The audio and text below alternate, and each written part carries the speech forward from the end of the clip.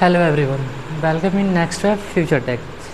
Then आज हम start करने वाले हैं अपना second project. But second project start करने से पहले हम लोग पहले वाले प्रोजेक्ट के बारे में डिस्कस करते हैं कि हम लोग ने पहले वाला जो प्रोजेक्ट था वो 3 फेज इंडक्शन मॉडल पे के डेटा सेट पे किया था। वहाँ पे हम लोग डिटेक्ट किया था कि हमारे जो मोटर है उसमें कोई फॉल्ट है कि नहीं है। वहाँ पे हम लोग क्लासिफिकेशन अप्लाई किए थे और वहाँ पे हम लोग कितने टाइप के फॉल्ट्स पे एनालिसिस किए थे, सिक्स टाइप के फॉल्ट पे।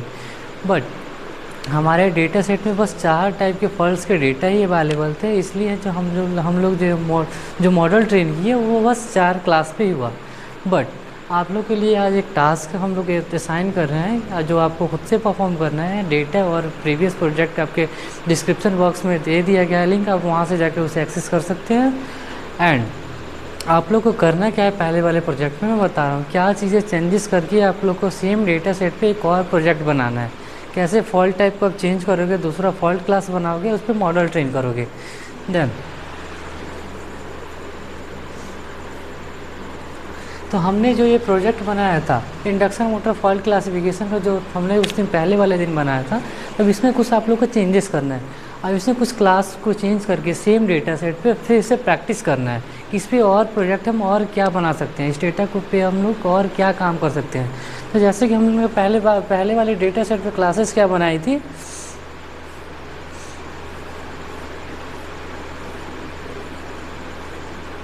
हम लोग ने देखा था कि ये अपना क्या था, जीत ग्राउंड था।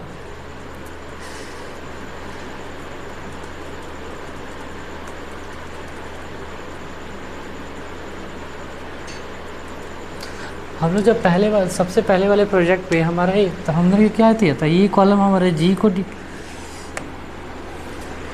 दिखा रहा था। ये अपना ए फेज था, ये बी फेज था, ये सी था। जी अपना ग्राउंड था। ए फेज जो था वो ये दिखा रहा था कि अपने ए फेज में कोई फॉल्ट है कि नहीं है। बी दिखा रहा था कि बी फेज में कोई फॉल्ट है कि नहीं है। सी दिखा रहा था सी फेज में कोई फॉल्ट है कि नहीं है। तो यहाँ पे हम लोग क्या करते हैं, इस फेज के बेसिस पे हम लोग बता रहे थे कि जैसे 0 0 0 0 है, मतलब किसी भी टाइप का फॉल्ट हमारे डेटा में नहीं था, तो ये अपना पहला क्लास था। दूसरे में क्या है, अपना ग्राउंड, मतलब ग्राउंड में फॉल्ट है और तीनों फेज में कोई फॉल्ट नहीं है, मतलब इसे क्या बोलेंगे, ग्राउंड फॉल्ट। थर्ड क्लास क्या था, मतलब ग्राउंड में कोई फॉल्ट नहीं है, फेज ए में फॉल्ट है, तो इसे क्या बोले हम, ए जी फॉल्ट विद ग्राउंड के साथ। फिर बी फेज में फॉल्ट है, तो इसे क्या बोले हम, बी जी फॉल्ट। सी फेज में फॉल्ट है, इसके अलावा किसी फेज में नहीं है, तो इसे क्या बोले हम, सी जी फॉल्ट। सेकंड, अपना ए और बी फेज में फॉल्ट है लेकिन ग्राउंड और सी में फॉल्ट नहीं है, तो इसे हम लोग क्या बोले, ए बी फॉल्ट। ए सी मतलब ए फेज और सी फेज में फॉल्ट है और किसी में फॉल्ट नहीं है, तो इसे ए सी फॉल्ट बोले। बी सी मतलब बी और सी फेज में फॉल्ट है, इसलिए बोले हम बी सी फॉल्ट। और इसमें कितना, ग्राउंड के साथ साथ सारे फेज में फॉल्ट है, तो इसलिए हमने क्या बोले, इसे 3 फेज फॉल्ट। तो हम लोग ने यहाँ पे 6 मतलब ग्रुप का क्लास बना था कि इस टाइप के फॉल्ट यहाँ पे पॉसिबल हो सकती हैं। तो हमने क्या किया कि इस फॉल्ट के बेसिस पे चीज़ों को मैप करके अपने कोड में क्या किया था, क्लासेस बनाए थे, 6 क्लासेस। बट यहाँ पे 6 क्लास के डेटा अपने डेटा सेट में अवेलेबल नहीं थे,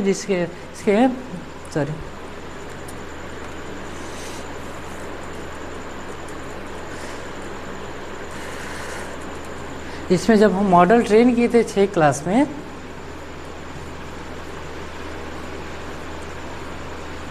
तो हमारे पास बस कितने क्लास के डेटा थे, बस 4 क्लास के, no fault, unclassified, BC fault and 3 phase fault. ये क्या था, अपना फॉल्ट टाइप हम लोग लिए थे यहाँ पे।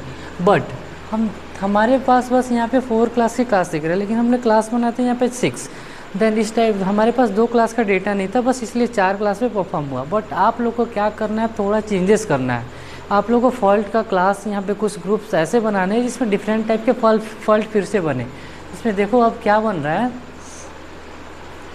आप लोग को चेंजेस करना है बस क्लास बनाने में।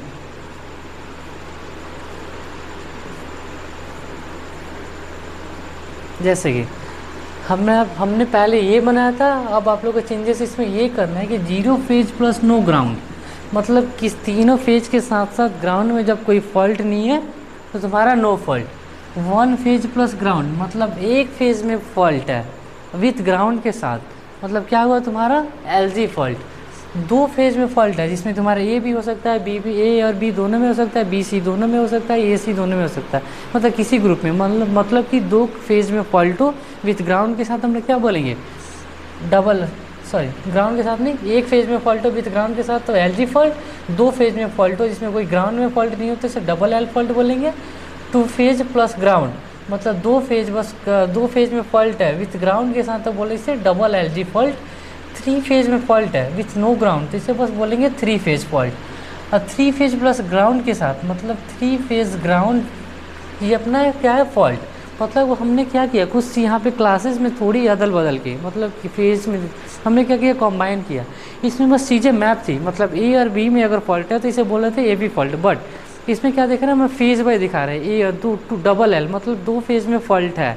तो क्या है ए और बी दोनों में हो सकता है, या ए सी में हो सकता है, या बी सी में हो सकता है। ऐसे क्या है कुछ क्लासेस यहाँ पे मिल जाएगी, सभी क्लास के लिए डेटा यहाँ पे अवेलेबल होगी। देन अगर आप लोग को अब बस इतना ही चेंजेस करना है, ये फॉर्मेट ना यूज़ करके अब आप लोग को इस टाइप का फॉर्मेट यूज़ करना है क्लास बनाने में। डेटा आपके पास ऑलरेडी गिवन है, उसी डेटा को यूज़ करना है आपको।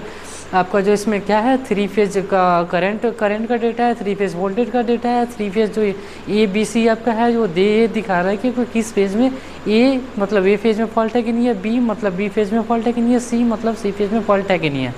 अब इस ए बी सी और ग्राउंड का यूज़ करके आप लोग को 6 और दूसरे फॉल्ट के टाइप्स बनाने हैं, क्लास बनाने हैं, और इस 6 क्लास पे आप लोगों को क्लासिफिकेशन अप्लाई करना है। सेम कोड में थोड़े से वेरिएशन करने हैं और दूसरा प्रोजेक्ट आपको खुद से बनाना है।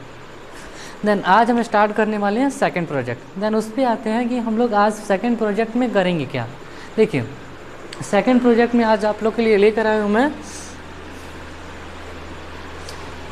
Multi gas detection and classification. ये जो है ये जो डेटा सेट है, इस डेटा सेट का बहुत बड़ा यूज़ केस है, और ये जो डेटा है सेंसर का से जनरेटेड डेटा है, क्योंकि रियल वर्ल्ड ये जो डेटा सेट का ये जो डेटा है इस डेटा सेट का आप यूज़ करके किसी भी रियल वर्ल्ड प्रॉब्लम को रिजॉल्व कर सकते हो।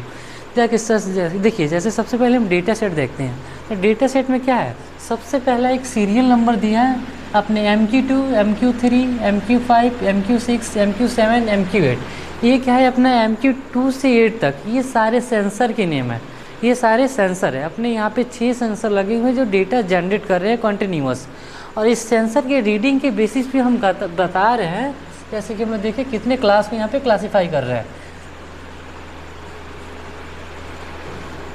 ऐसे गैस है अपने यहाँ पे 4 क्लास के हम लोग क्लास को क्लासीफाई कर रहे हैं, मिक्सर गैस है कि नो गैस है कि परफ्यूम है कि स्मोक है। मतलब यदि एक रियल वर्ल्ड एग्जांपल लें, मान लें कि पास हम किसी एक लैब में हैं, लैब में क्या होगा कि हमारे पास लैब में सेंसर हम लोग डिप्लॉय कर देंगे। सेंसर क्या करेगा कि वो इन्वायरमेंट के जो एयर क्वालिटी होता है उसे रीड करेगा, उसे एनालिसिस करते रहेगा वो हर एक इंटरवल पे। मतलब वो देखेगा कि अभी हमारा एयर क्वालिटी ऐसा है, अगर कोई मान लो कि शॉर्ट सर्किट होता है तो शॉर्ट सर्किट से क्या होगा कि स्मोक निकलेगा, धुआं निकलेगा, ये क्या होगा अपने इन्वायरमेंट में मिक्स होगा। जब एयर में ये मिक्स होगा तो यहाँ पे एयर क्वालिटी थोड़ी चेंज हो जाएगी। हमारा सेंसर क्या करेगा उस क्वालिटी को डिटेक्ट करके बता देगा कि अपने एयर में ये स्मोक टाइप का एक नया क्वालिटी मिक्स हो चुका है, मतलब अलर्ट मैसेज दे देगा। हम लोग क्या है अलर्ट हो सकते हैं कि मतलब अलर्ट मैसेज से ये ऐसा हम लोग सतर्क हो सकते हैं कि हाँ हमारे जो लैब है उसमें ये शॉर्ट सर्किट हुई है, तो हम जल्दी से जाके उस चीज़ को वहाँ पे सभी चीज़ों को हैंडल कर लेंगे। ठीक है, चीज़ें ऑटोमेट हुई कि नहीं हुई, किस काम आसान हुआ कि नहीं हुआ, ये एक सबसे बड़ा प्रोजेक्ट हुआ। तो ये जो डेटा सेट है इसमें बहुत बड़े बड़े प्रोजेक्ट बन चुके हैं, ये कोई सिंपल या इजी डेटा नहीं है। तो इस डेटा पे आज हम लोग काम करने वाले हैं। तो सबसे पहले हम ये जानते हैं कि जो इसमें 6 सेंसर लगे हैं, 6 सेंसर किस किस टाइप के डेटा यहाँ पे रीड कर रहे हैं। हम लोग जान लिया कि अपने कितने थे हमारे डेटा में 2 4 6 8 2 10 कॉलम है। 10 कॉलम में अपने यहाँ पे 9 फीचर है, 9 में से बस 8 रिक्वायर्ड फीचर है। पहला सीरियल नंबर है जो कि रिक्वायर्ड नहीं है, 10वां अपना लेबल है। अपने लेबल में हम लोग क्या है यहाँ पे 4 क्लास को क्लासीफाई कर रहे हैं कि यहाँ पे स्मोक डेटा है, स्मोक है कि मिक्सचर है कि परफ्यूम है कि नॉर्मल गैस है। ये क्या है 4 क्लास को क्लासीफाई कर रहे हैं। मतलब इस डेटा सेट पे हम लोग कौन सा एल्गोरिदम ML का अप्लाई करेंगे हम लोग क्लास। मतलब देखिए इस डेटा सेट में आउटपुट कॉलम गिवन है, मतलब सुपरवाइज लर्निंग यहाँ पे अप्लाई होगा। सुपरवाइज लर्निंग में इसमें क्लासिफिकेशन अप्लाई होगा कि रिग्रेशन। तो आप लोग डेटा को एनालिसिस करिए। सबसे पहले हम लोग जान लें कि आउटपुट के कॉलम के बेसिस पे अप्लाई किए कि अब यहाँ पे अपना सुपरवाइज लर्निंग अप्लाई हुआ। अब यहाँ पे जो अपना आउटपुट कॉलम है क्या है, क्लास को यहाँ पे हम लोग प्रिडिक्ट कर रहे हैं कि गैस क्लास होगा, कि मिक्सचर क्लास होगा, कि परफ्यूम होगा, कि ये स्मोक होगा। ये क्या है, सारे एक क्लास है, एक चीज़ को हम लोग कैटेगरिकल डेटा को हम लोग यहाँ पे प्रिडिक्ट कर रहे हैं। मतलब यहाँ पे अप्लाई होगा क्लासिफिकेशन। हम लोग एनालिसिस कर लिए डेटा को कि हमारे पास 6 सेंसर का डेटा है, इसमें आउटपुट कॉलम गिवन है, हम लोग को अप्लाई करना है यहाँ पे क्लासिफिकेशन। तो अब हम लोग डेटा के सबसे पहले इसके डेटा के बारे में पढ़ते हैं कि इसमें 6 जो सेंसर लगे थे किस किस टाइप के वो स्मोक या एयर क्वालिटी को या किस किस टाइप के गैस को डिटेक्ट कर रहे हैं।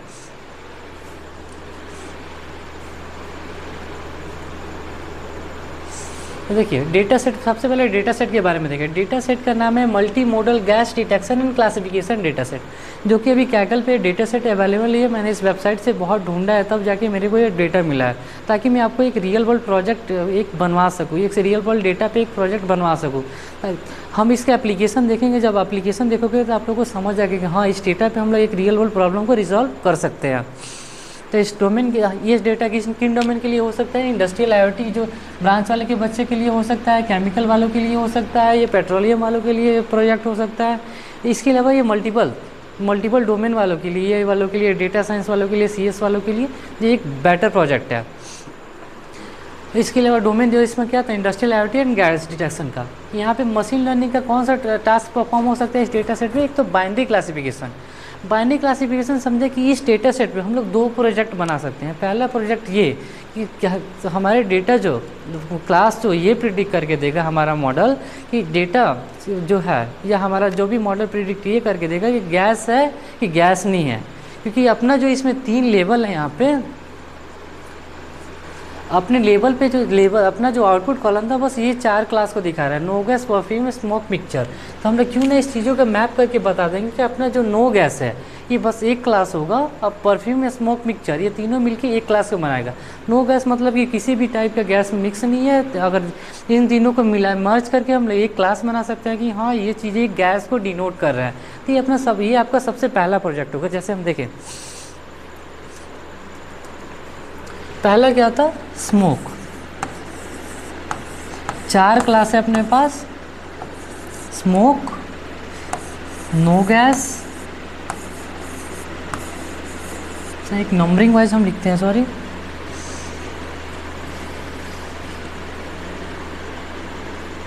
सबसे पहले नो गैस, मतलब ये उस क्लास को डिनोट कर रहा है जबकि एयर क्वालिटी पूरा क्लीन है, कोई किसी भी टाइप का गैस उसमें मिक्स नहीं है। तो नो गैस। सेकेंड में अपना क्या आएगा, स्मोक। थर्ड में क्या आएगा, मिक्सचर, मतलब एयर क्वालिटी में कोई गैस मिक्स हो चुका है। थर्ड क्या आएगा, परफ्यूम। ये भी एक क्वालिटी ही है एयर की, जिससे हमें ये पता चलेगा कि इन्वायरमेंट में कोई गैस मिक्स तो नहीं है। तो इस पहला प्रोजेक्ट बाइनरी क्लासिफिकेशन में क्या होगा, नो गैस एक क्लास बनेगा मिलके, और ये जो अपना 3 क्लास है ये सारे मर्ज जो कि एक सिंगल क्लास को डिनोट करेंगे। लाइक इसे 0 मान लें। नो गैस मतलब कि हमारे एयर इन्वायरमेंट में कोई भी गैस मिक्स नहीं है, इसलिए 1, इसे 1 क्लास से इसे डिनोट करेंगे। स्मोक, मिक्सचर और परफ्यूम मतलब ये अपने इन्वायरमेंट में कोई ना कोई गैस मिक्स हो चुका है, जिसे ये तीनों मिलके प्रेजेंट कर रहे हैं, जिसे हम लोग क्या है 0 से डिनोट कर सकते हैं या किसी नंबर से। मतलब ये हुआ अपना बाइनरी क्लासिफिकेशन, गैस मिक्स है कि नहीं है। ये आपका पहला प्रोजेक्ट है। इस प्रोजेक्ट को आप खुद से करोगे। सेकेंड वाला प्रोजेक्ट मैं कराऊँगा सेम डेटा पे हम लोग क्या करेंगे, अब ये बाइनरी क्लासिफिकेशन आप करोगे, हमें क्या करना है, सबसे मेन वाले प्रोजेक्ट पे इन चारों क्लास पे काम करना है। इसमें ये भी एक क्लास रहेगा, ये दूसरा क्लास रहेगा, या तीसरा क्लास रहेगा। हमारा मॉडल बताएगा कि हमारा जो डेटा आ रहा है वो क्या है, उसमें नो गैस है कि स्मोक है कि मिक्सचर है कि परफ्यूम है। मैं मल्टी क्लासिफिकेशन वाला प्रोजेक्ट कराऊंगा, इसका बाइनरी क्लासिफिकेशन वाला प्रोजेक्ट आपको खुद से करना है।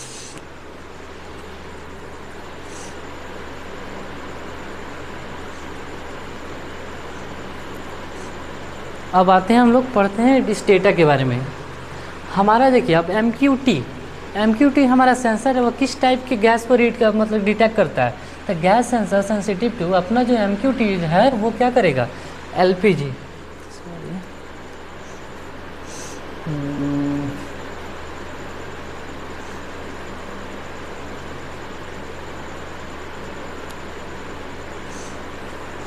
अपना MQT एलपीजी गैस को डिटेक्ट कर सकता है, एलपीजी को डिटेक्ट कर सकता है, मीथेन को डिटेक्ट कर सकता है, हाइड्रोजन को डिटेक्ट कर सकता है, स्मोक को डिटेक्ट कर सकता है, एंड कॉम्बस्टिबल गैसेस को डिटेक्ट कर सकता है। MQ2 अपना एक सेंसर होता है जो इस टाइप के गैस को डिटेक्ट कर सकता है। और MQ3 अपना सेंसर है, वो क्या करता है, alcoholic vapours and ethanol based compound को वो डिटेक्ट कर सकता है। MQ3 अपना एक ऐसा गैस सेंसर डेटा सेट है जो इस टाइप के अगर क्वालिटी अगर अपनी इन्वायरमेंट में मिक्स हो चुके हैं, एयर में मिक्स हो चुके हैं, तो इस टाइप की एयर क्वालिटी गैस को डिटेक्ट करने के लिए अपना MQ3 फिर अपना सेंसर काम में होता है। MQ5 सेंसर क्या करता है, detect LPG, natural gas, methane and other combustion gases. अपना MQ5 जो सेंसर होता है वो इस टाइप के गैसों को डिटेक्ट करता है।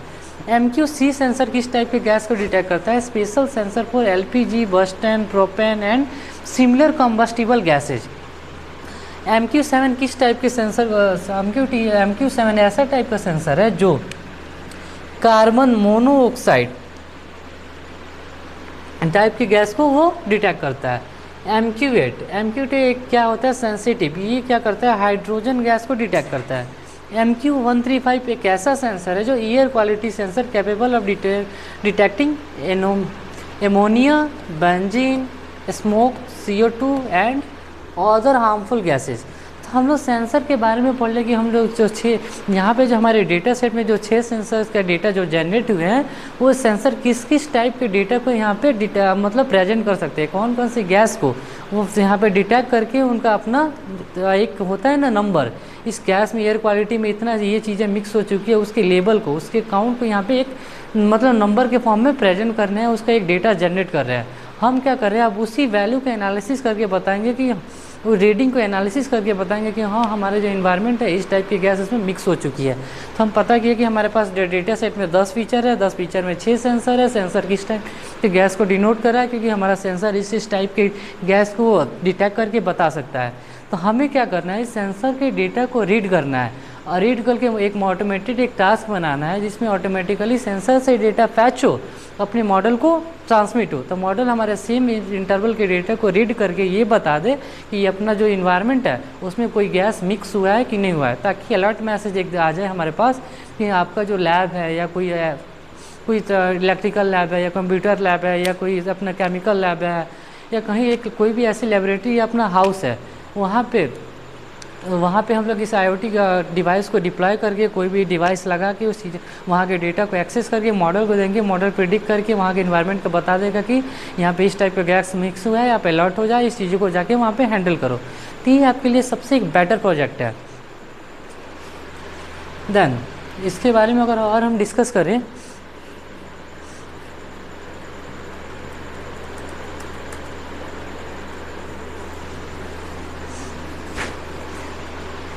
अब देखिए हमें पता चल गया कि हम gas type classification, multi classification यहाँ पे करने वाले हैं। 4 क्लास में हम काम करेंगे। हम अपना डेटा मॉडल को फिट करेंगे, हमारा मॉडल डेटा के पैटर्न को एनालिसिस करेगा। इसके बाद कोई भी रैंडम उसके पास रीडिंग जाएगी, उसमें ऑटोमेटिकली डिटेक्ट करके वो बता देगा कि हमारे जो डेटा है या इस यहाँ का इन्वायरमेंट है वो गैस, इसमें ये गैस मिक्स हो चुकी है।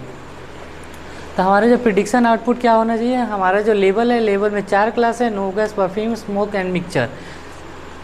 इस प्रैक्टिकल, अब ये जो हम प्रोजेक्ट बनाएंगे जिसमें हम 4 क्लास को क्लासीफाई कर रहे हैं, बस अभी 4 क्लास हम लेके चल रहे हैं क्योंकि हमारे डेटा जो हमारे पास है उसमें बस 4 क्लास ही डिनोट हो रहा है। तब देखो इस डेटा से हम लोग ये जो मॉडल ट्रेन करेंगे तो इसे कहाँ कहाँ हम लोग अप्लाई कर सकते हैं, किस किस प्रॉब्लम को रिजॉल्व करेगा। तो सबसे पहले अपने क्या, इंडस्ट्रियल गैस मॉनिटरिंग। ये क्या कर रहे हैं, मान लो कि कोई इंडस्ट्री है, जैसे पेट्रोलियम वालों का, जैसे पेट्रोलियम से रिलेट करें तो क्या है, किसी पाइप से कोई गैस ट्रांसफ़र हो रहा है। तो गैस ट्रांसफ़र से क्या है, या तो उस इन्वायरमेंट में हम लोग क्या करेंगे, वहाँ के इन्वायरमेंट पे अगर सेंसर हम लोग सेंसर लगा देंगे। सेंसर क्या करेगा, वहाँ के इन्वायरमेंट के गैस को डिटेक्ट करेगा। मतलब हर एक इंटरवल पे वो डिटेक्ट करते रहेगा कि हाँ इसमें कोई जो गैस है उससे लीक तो नहीं हो रही है और उस इन्वायरमेंट में मिक्स तो नहीं हो रही है। और जहाँ वो डिटेक्ट करेगा कि हाँ यहाँ पे गैस मिक्स हो चुकी है, मतलब हम लोग देख लेंगे कि उस एरिया के पाइप में लीक हो चुका है। तो ये एक प्रॉब्लम को सॉल्व किया कि नहीं किया, ज़रूर किया। नेक्स्ट क्या है अपना स्मार्ट होम सेफ्टी सिस्टम, मतलब कि हमारा कोई घर है, घर में क्या होता है बहुत सारे सिलेंडर, गैस सिलेंडर यूज़ होता है, अपने एलपीजी गैस यूज़ होता है, तो क्यों ना हम अपने घर में सिक्योरिटी के लिए कोई ऐसा एक डिवाइस डिप्लॉय करते या कोई ऐसा सेंसर लगा दे जो हमारे गैस की एयर क्वालिटी को वो डिटेक्ट करता रहे हर एक इंटरवल पे, और वहाँ पे अपना ऑटोमेटेड एक मॉडल डिप्लॉय करेंगे जो वहाँ के रीडिंग को एनालिसिस करके एट ए टाइम वो एलईडी या किसी भी फ़ोन पे हमारे या लैपटॉप पे वो सीधा अलर्ट मैसेज सेंड कर देगा कि हाँ आपका जो घर है यहाँ पे एलपीजी लीक हुआ है, आपके इन्वायरमेंट में मिक्स हो चुका है, तो आप जल्दी जाके इस चीज़ों को हैंडल करें। इससे क्या है एक सिक्योरिटी होगी, हमारी काम एक ऑटोमेट होगा, रिस्क हम लोग रिस्क से लेने से बचे, खतरा होने से बचा। तो क्या है ये जो डेटा है एक रियल वर्ल्ड प्रॉब्लम को सॉल्व कर रहा है। और थर्ड क्या है अपना फायर एंड स्मोक डिटेक्शन, इससे क्या है इसके कॉलेज में यूज़ हो सकता है, किसी भी लैब में यूज़ हो सकता है, लेबोरेटरी में यूज़ हो सकता है, केमिकल लैब में यूज़ हो सकता है। मान लो कि कहीं फायर, कहीं आग लग गई तो वो क्या है हमारा जो सेंसर है डिटेक्ट करके बता देगा कि हाँ यहाँ पे स्मोक है। स्मोक मतलब कि धुआं, कोई जलता है तो उससे धुआं निकलता है, तो धुआं को एनालिसिस करके बता देगा कि हाँ इस इन्वायरमेंट में स्मोक आ चुका है, आप जल्दी यहाँ पे जाए, इस एरिया में फायर लग चुका है, आप जाके इस चीज़ को आगों को बुझाएँ। ये क्या है एक प्रोजेक्ट है, ये सबसे इस डेटा को देख के यूज़ करके देखिए हम कितने प्रोजेक्ट्स बना सकते हैं। अपना फोर्थ क्या है एयर क्वालिटी मॉनिटरिंग, तो क्या है इसका भी मल्टीपल जगह यूज़ केस है, वहाँ एयर क्वालिटी को मेजर करना। केमिकल लेबोरेटरी में से हम इस प्रोजेक्ट को अप्लाई कर सकते हैं, सेम स्मार्ट फैक्ट्री में अप्लाई कर सकते हैं, आईओटी सेंस नेटवर्क में अप्लाई कर सकते हैं, इलेक्ट्रॉनिक्स इन्वायरमेंट में अप्लाई कर सकते हैं, किसी भी कहीं भी किसी भी इन्वायरमेंट में हम कहीं भी किसी लैब में, घर पे या कहीं भी रह रहे हैं, फैक्ट्री हो, कंपनी हो या कोई आईटी सेक्टर की क्यों ना, हम लोग कहीं भी इस मॉडल को डिप्लॉय कर सकते हैं, चीज़ों को ऑटोमेट कर सकते हैं, इसे अलर्ट कर सकते हैं, क्योंकि इस डेटा का बहुत ही बड़ा ब्रॉड यूज़ केस है। क्योंकि आप ही डेटा को देख के जो या मैंने जितने चीज़ एक्सप्लेन की आप चीज़ों को समझ रहे हो कि इस डेटा को यूज़ करके हम कैसे कैसे प्रॉब्लम को सॉल्व कर सकते हैं। हमें बस क्या करना है हर एक जगह, या अपना घर हो या कहीं ऑफिस हो, लैब हो, बस सेंसर डिप्लॉय करना है। जो हम यहाँ पे 7 सेंसर के बारे में पढ़े, 7 सेंसर जो भी जिस टाइप के हम लोग इन्वायरमेंट में रह रहे हैं उस अगर कैसे पॉसिबल हम लोग जान सकते हैं इस इन्वायरमेंट में इस टाइप की गैस इसमें मिक्स हो सकती है। जैसे घर में क्या है एलपीजी गैस मिक्स हो सकती है, हम लोग उसके रिलेटिव सेंसर लगा देंगे तो वो सेंसर डिटेक्ट करके बता देगा कि हाँ हमारे घर में एलपीजी गैस मिक्स हो चुकी है। या पेट्रोलियम वाले जैसे पेट्रोल पंप हो जाए उसका उनका लैब हो, उससे उस एरिया में किस टाइप के गैस लीक हो सकते हैं उससे रिलेटिव सेंसर लगा दे तो वहाँ को वो रीड करके बता देगा। ऐसी चीज़ों को रिजॉल्व की जाती है। अब देखिए अब इस प्रोजेक्ट को बनाने के लिए हमें तो कोई एल्गोरिथम आती नहीं, ना हमें कोई प्रोग्रामिंग लैंग्वेज आती है, तो हमें करना क्या है, तो हम तो जैसे कि पिछले वाला प्रोजेक्ट किए थे सेम वैसे ही हम क्या करेंगे कोड हम लोग एआई से लेंगे, हम सीधा कोड जनरेट करेंगे। हमारा काम का बस क्या है कोड को स्टेप वाइज हमने प्रोसेस जाना है, मॉडल के टाइप्स जाने हैं, कैसे इवेल्युएट करना है, हम सारे प्रोसेस को जाने। हमें बस एक पार्ट नहीं आता, हमें एल्गोरिदम नहीं आता कि उससे मैथमेटिकल उसका मॉडल क्या होता है। बट एक चीज़ याद रखना कोई भी अगर मॉडल ट्रेनर होता है, एआई होता है, डेटा इंजीनियर होता है, डेटा साइंटिस्ट हो, कभी मॉडल का एल्गोरिदम नहीं लिखता। वो क्या करता है स्किल लर्न लाइब्रेरी जैसे साइकिट लर्न बोले इस लाइब्रेरी का यूज़ करके उस मॉडल को क्या करता है कॉल करता है, उसमें डेटा फिट करता है। वो एल्गोरिदम कोई नहीं लिखता, सब मॉडल को यूज़ करते हैं बने हुए जो ऑलरेडी हैं। ऐसे ही हमें क्या करना है ये नहीं सोचना है कि हमें एल्गोरिदम नहीं आता, हमें बस हमें सारी चीज़ पता है कि रिग्रेशन को कैसे इवैल्यूएट करते हैं, क्लासिफिकेशन को कैसे इवैल्यूएट करते हैं। अगर आपने नहीं पढ़ा तो पिछले वीडियो जाके देख सकते हैं, वहाँ पे सारी चीज़ें ऑलरेडी मैं कवर कर चुका हूँ। तो कैसे क्लासिफिकेशन को यहाँ पे हम लोग क्लासिफिकेशन डेटा पे काम कर रहे हैं, तो कैसे क्लासिफिकेशन के मॉडल जो हम ट्रेन करेंगे कैसे इवैल्यूएट करेंगे चीज़ पीछे जाके पढ़ सकते हैं। तो हम लोग क्या है सबसे पहले अब प्रॉम्प्ट लिखना, प्रॉम्प्ट को कैसे एआई को देंगे पहले ये जानेंगे। हमें क्या है सबसे पहले हमें ये याद करना पड़ेगा कि हमारा जो मॉडल को ट्रेन करने का स्टेप्स क्या होता है, जो मैंने सबसे पहले वाले वीडियो में पढ़ा है। सबसे पहले क्या होता है कि सबसे पहले डेटा से लाइब्रेरी को इंपोर्ट करते हैं, डेटा लोड करते हैं, डेटा को प्री प्रोसेस करते हैं। जब रॉ डेटा से स्टैंडर्ड डेटा अपना रेडी हो जाता है उसके बाद मॉडल को ट्रेन करते हैं। फिर जब मॉडल हो जाता है उसके बाद क्या करेंगे इवैल्यूएट करेंगे। अगर हमारा मॉडल बेस्ट परफॉर्म किया मतलब कि हम मॉडल एक सही ट्रेन कर चुके हैं। अगर बेस्ट परफॉर्म नहीं किया तो हम क्या करते हैं मॉडल को और ऑप्टिमाइज़ करते हैं ताकि वो बेस्ट एक्यूरेसी हमें दे। हमें सबसे पहले क्या करना है प्रॉम्प्ट को समझना है कि आखिर प्रॉम्प्ट किस वे में हम लिखेंगे ताकि हमें क्लॉड जो या कोई भी एआई हो कैसे हमें एक सही कोड जनरेट करके देगा एक प्रोसेस वाइज। हमें प्रॉम्प्ट में क्या लिखना है तो सबसे पहले इसे देखें, हमारा प्रॉम्प्ट है। इसमें सबसे पहले क्या लिखना है कि I am working on multi modal gas detection and classification data set. ये जो अपना डॉक्यूमेंट फाइल है और ये डेटा सेट मैं ग्रुप में शेयर कर दूंगा या अपने वीडियो के डिस्क्रिप्शन बॉक्स में इसका लिंक ऐड कर देंगे। आप गिटहब से जाके डायरेक्ट इस डेटा को या इस कोड को एक्सेस कर सकते हैं और इसे यूज़ कर सकते हैं। और सेम ये डॉक्यूमेंट फाइल भी शेयर कर दिया जाएगा। तो हमें प्रॉम्प्ट में सबसे पहले लिखना क्या है, I am working on multi modal gas detection and classification data set. ये क्या था, अपना डेटा सेट का नाम था। सेकंड में क्या है, हमने क्या किया, इस कॉलम सीरियल, कॉलम नेम क्या है अपना, सीरियल नंबर MQ2 MQ3, इसे अपना कॉलम नेम बता दिया। क्योंकि अगर हम लोग अपने डेटा सेट को कॉलम नेम, AI को कॉलम नेम नहीं बताएंगे तो वो क्या करेगा, रैंडमली वो तो क्या करे, सबसे पहले वेब पे सर्च करेगा। अगर उसे डिफरेंट टाइप का अगर डेटा मिल जाए तो उसका कॉलम नाम ये यूज़ कर सकता है। तो इस चीज़ से बचने के लिए हम लोग अपना कॉलम नाम इसे बता दे, भाई तू जो कॉलम यूज़ करेगा उसका नाम ये है, इसी वेरिएबल का यूज़ करके तेरे को डेटा या कोई भी कोड लिखना है ताकि बाद में एरर में ना आए, इसलिए पहले इसे अपना कॉलम नाम बता देते हैं। उसके बाद क्या करना है, प्रॉब्लम हमें क्या करना है, multi class gas type classification. हमें मल्टी क्लासिफिकेशन करना है क्योंकि हम लोग 4 क्लास को क्लासीफाई कर रहे हैं, इसलिए इसे मल्टी क्लासिफिकेशन बोल रहे हैं। आप लोग को जो होमवर्क दिया गया है या टास्क दिया गया है उसे बाइनरी क्लासिफिकेशन, मतलब बस क्लासिफिकेशन करना है कि गैस है कि नहीं है, इन चीज़ों को बस देखना है।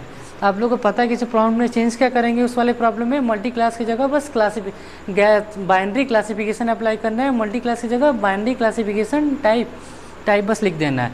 टारगेट कॉलम हमारा क्या होगा अब इस प्रोजेक्ट में, उसका अब आप लोग को सोचना है कि इसमें क्या क्या चेंज आप करोगे।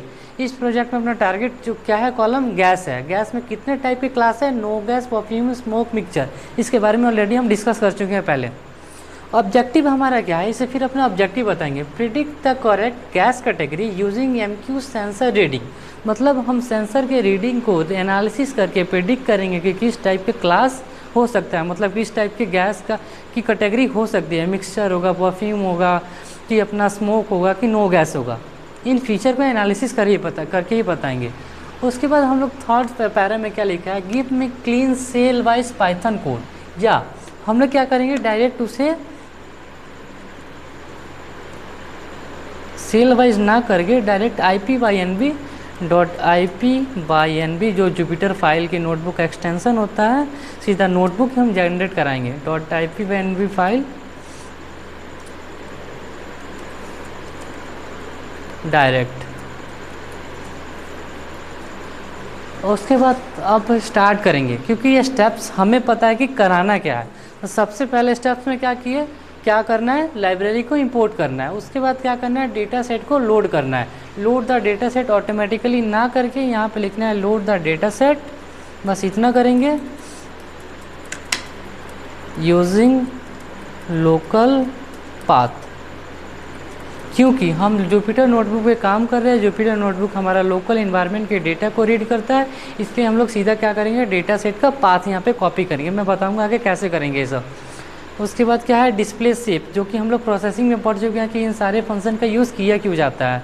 उसके बाद क्या करना है, डेटा को प्री प्रोसेस करना है, अनवांटेड डेटा को हटाना है। जैसे सीरियल नंबर एक कॉलम था, ये क्या था, अपना इनकन्सिस्टेंट कॉलम था, क्योंकि इस अपना सीरियल नेम के बेसिस पे हम लोग ये थोड़ी बता सकते हैं कि किस टाइप का ये गैस है या किस चीज़ का ये क्लास है। ये क्या था, इनकन्सिस्टेंट कॉलम था, इसलिए हम लोग हटा दिया। अगर इस चीज़ के बारे में और आपको जानना हो तो प्रोसेसिंग का एक वीडियो बन चुका है, डेटा प्रोसेसिंग का, वहाँ पर जाकर चीज़ों को जान सकते हैं आप। अब क्या है, handling missing value, remove outlier using IQR method, जो कि हम लोग ऑलरेडी डिस्कस कर चुके हैं। इनकोड द टारगेट लेबल्स, मतलब कोई अगर टेक्स्ट कॉलम है, अपना टारगेट कॉलम क्या है, टेक्स्ट में है। इसमें क्या है, टारगेट कॉलम अपना एक टेक्स्ट डेटा में था, ऑब्जेक्ट डेटा में था, मतलब क्या है अपना नो गैस क्या है, टेक्स्ट में है। लेकिन हम जान चुके हैं कि हमारा जो मॉडल होता है हमेशा नंबर डेटा पे ट्रेन होता है, टेक्स्ट में नहीं होता। तो हम यहाँ पे क्या कर रहे हैं, लेबल इनकोडर का यूज़ करके उस टेक्स्ट को नंबर में कन्वर्ट करेंगे, सभी को एक यूनिक ID असाइन करेंगे। स्मोक है तो उससे जैसे कि हम लोग डिस्कस कर रहे हैं, तो अपना नो गैस था, नो गैस को 1 से इनकोड कर देगा, परफ्यूम को जैसे नो गैस के 0 से, परफ्यूम को 1 से, स्मोक को 2 से, मिक्सचर को 3 से, सबको क्या करेगा, एक यूनिक नंबर से डिनोट कर देगा, असाइन कर देगा। उसके बाद क्या है, अपना परफॉर्म EDA इन अ 1 सेल, इसे हम लोग 1 सेल में ना करा के बस हम लोग क्या करेंगे, परफॉर्म EDA ईडीएम मतलब क्या होता है, एक्सप्लोरेटरी डेटा एनालिसिस। मतलब जब डेटा जब हमारे पास आ जाता है तो हम एनालिसिस करते हैं इस डेटा का यूज़ केस करके हम लोग क्या क्या कर सकते हैं। इस प्रोसेस को ही बोलते हैं ईडीए। जैसे मैंने डेटा का एनालिसिस किया तो मेरे को पता चल गया कि इस पर मैं 2 प्रोजेक्ट बना सकते हैं, एक तो बाइनरी क्लासिफिकेशन, दूसरा मल्टी क्लासिफिकेशन। जो कि बाइनरी क्लासिफिकेशन आपको खुद से करना है और ये प्रोजेक्ट मैं कराऊँगा। तो ये क्या किया, जब मैंने ईडीए एनालिसिस किया तब मेरे को ये चीज़ें पता लगी। उसके बाद अपना क्या है, इसके अलावा भी ईडीए में बहुत चीज़ होता है, प्रोसेसिंग इसी में होता है। डेटा से डेटा, एक कॉलम से आप मल्टीपल कॉलम कैसे बना सकते हैं, ये सारी अपनी ईडीए में ही आती है। जो कि फीचर इंजीनियरिंग का भी एक पार्ट होता है।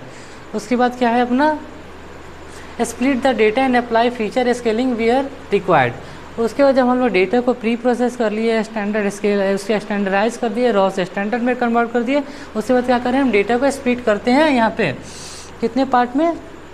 एमएल मॉडल में डेटा को 2 पार्ट में स्प्लिट किया जाता है, ट्रेन और टेस्ट। ट्रेन डेटा को मॉडल को देते हैं ट्रेन होने के लिए, टेस्ट डेटा से हम लोग क्रॉस टेस्ट करते हैं कि हमारा मॉडल टेस्ट डेटा पे सही परफॉर्म कर रहा है कि नहीं कर रहा। इसके बेसिस पे हम मॉडल को इवेलुएट करते हैं। उसके बाद क्या है अपना, train all classification model in this data set. मतलब क्लासिफिकेशन के जितने भी मॉडल हो सकते हैं तो क्लाउड क्या करेगा, सारे क्लासिफिकेशन मॉडल को इस डेटा सेट पे अप्लाई करेगा और चेक करेगा बाद में कि कौन सा मॉडल सबसे बेस्ट परफॉर्म हुआ। हम लोग को क्या करना है, सारे क्लासिफिकेशन के मॉडल को हमें याद रखना है, किस टाइप के एल्गोरिदम होते हैं। हमें एल्गोरिदम नहीं पता, बस उसका नाम पता जरूर होना चाहिए। इसके बारे में आप लोगों को पढ़ना है खुद से।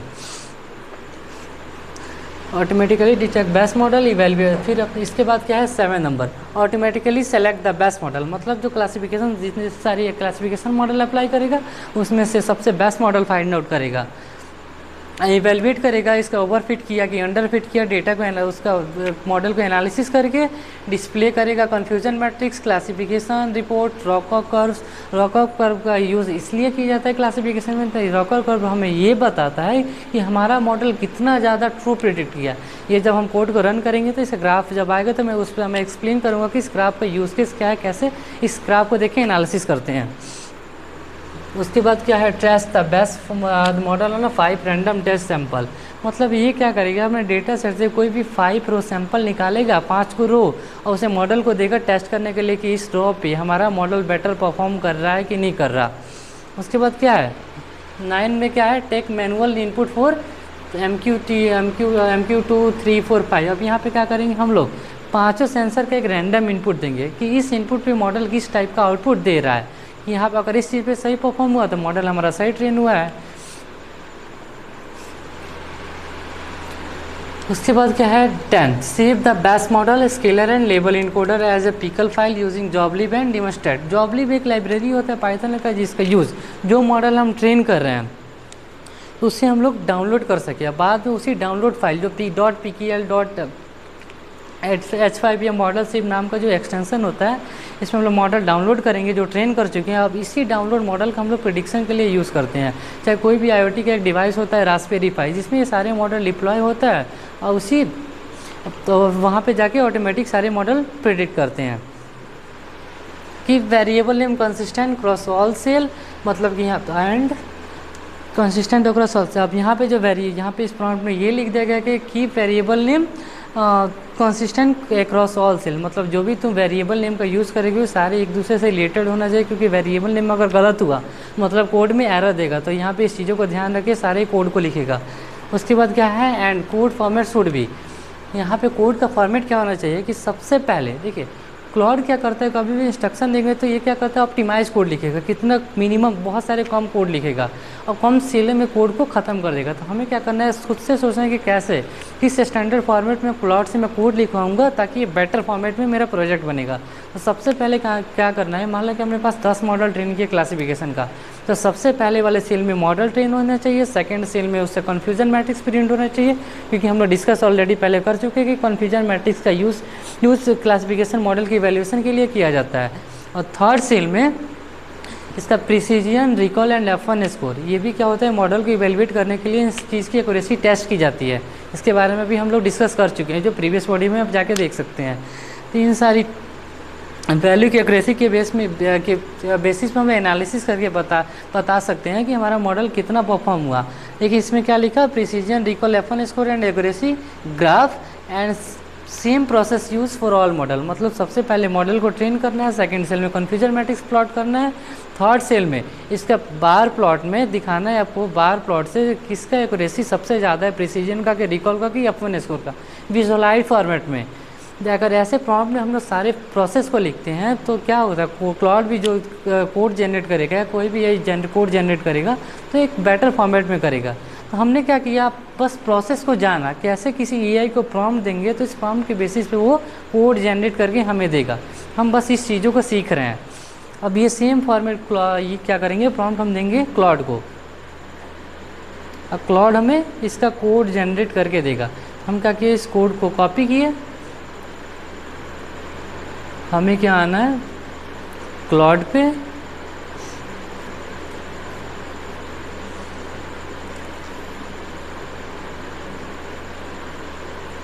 यहाँ पे करना है पेस्ट और रन। क्लॉड कोड लिख के डायरेक्ट अपने को देगा। हमें क्या करना है, इस कोड को जनरेट करना है। और ये नहीं कि बस कॉपी पेस्ट करना है, कॉपी करने के बाद हम लोग कोड तो जनरेट करा ही रहे हैं, वाइब कोडिंग कर ही रहे हैं, क्योंकि हमें लैंग्वेज तो आती नहीं। हम बस अपने दूसरे अलग अलग डोमेन के होने के बावजूद भी हम लोग चाह रहे हैं कि कैसे अपने काम को खुद से ऑटोमेट करें, क्यों दूसरे ब्रांच का हम लोग हेल्प कर ले, इतना तो हम सीख सकते हैं। इस ट्रेनिंग में यही चीज़ आपको सिखाई जा रही है, कैसे एआई को यूज़ करके आप बस प्रोसेस जान के किसी भी मॉडल को कैसे ट्रेन करोगे, ये चीज़ सीखना है हमें। नहीं तो कोड तो मैं चाहूँ तो खुद से भी लिख के दिखा सकता हूँ, लेकिन अगर मैं करूँ तो लैंग्वेज तो समझ आती नहीं बहुत लोगों को। तो यहाँ पे क्या है, कन्फ्यूजन हो सकते हैं कि यहाँ पे मैकेनिकल के भी बच्चे हैं, इलेक्ट्रिकल के भी बच्चे हैं। अगर मैं एक जने को एक्सप्लेन करूँ उसे समझ नहीं आएगा। हमें क्या करना है, कम दिनों में हर एक चीज़ को कवर करना है। तो एआई जब अपने साथ है ही, और एआई कभी हमें ये पता है कि एआई कभी ख़त्म भी नहीं होने वाला, तो क्यों ना इसका यूज़ एक बेटर स्कोप के लिए किया जाए। क्योंकि अगर हम लोग एआई का भी यूज़ करना है, हम लोग एक प्रोजेक्ट करेंगे, 2 करेंगे, 3 करेंगे, इसमें क्या है, चीज़ें और हमारे सारे साथ क्लियर होती जाएगी। आज हम देख के करेंगे कि अब चौथे प्रोजेक्ट में ये हो जाएगा कि हम आधे कोड खुद से लिख सकते हैं। इसमें और क्या करेंगे कि इसे हम लोग और खुद से करा सकते हैं, भाई इसमें तो ये चीज़ और ऐड करें। हम लोग धीरे धीरे एक पार्ट को पढ़ेंगे और धीरे धीरे आगे बढ़ के और कोई चीज़ को ऑप्टिमाइज़ करेंगे। ठीक है, ये क्लॉड थोड़ा टाइम ले सकता है कोड जनरेट करने में, बट हमें वेट करना है थोड़ा।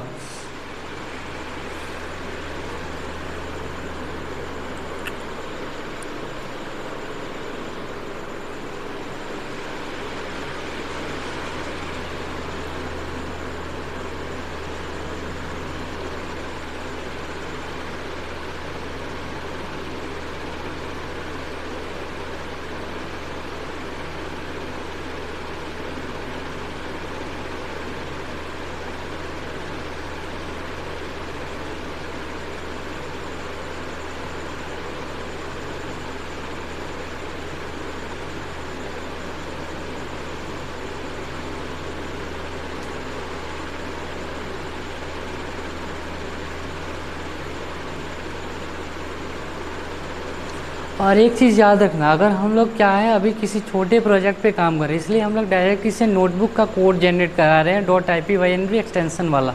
लेकिन अगर जब हम लोग इसे बड़े प्रोजेक्ट पे काम करेंगे तो इसकी टोकन लिमिट जल्दी ख़त्म हो सकती है। तो हम इस प्रोजेक्ट तो हम क्या करेंगे, नेक्स्ट बार से हम लोग डायरेक्ट ipynb कोड ना जनरेट करा के हम लोग इसे डायरेक्ट सेल वाइज कोड लेंगे, जो डायरेक्ट कोड टेक्स्ट फॉर्मेट में एक जनरेट करेगा। हमें क्या करना पड़ेगा, बस कॉपी पेस्ट यहाँ से कॉपी करके वहाँ पे पेस्ट करना पड़ेगा, सेल वाइज रन करना पड़ेगा। बट करेंटली हमारे पास छोटा प्रोजेक्ट था, इसलिए हम लोग क्या किए कि सीधा यहाँ पे कोड ही सीट ही इससे जनरेट करा लिए। अगर बड़ा प्रोजेक्ट पे काम करते तो डायरेक्ट ये सीट हम जनरेट नहीं कराते, हम लोग सेल वाइज कोड को कॉपी पेस्ट करते। ठीक है, तो हमारा कोड यहाँ पे आ चुका है, हमें क्या करना है, बस इसे डाउनलोड करना है। डाउनलोड पे क्लिक करोगे तो अपना gas classification .ipynb file code generate होकर रेडी है। बस अब हमें क्या करना है, जुपिटर को लॉन्च करना है, इस कोड को वहाँ पे अपलोड करना है, इसे रन करना है। तो स्टार्ट करते हैं।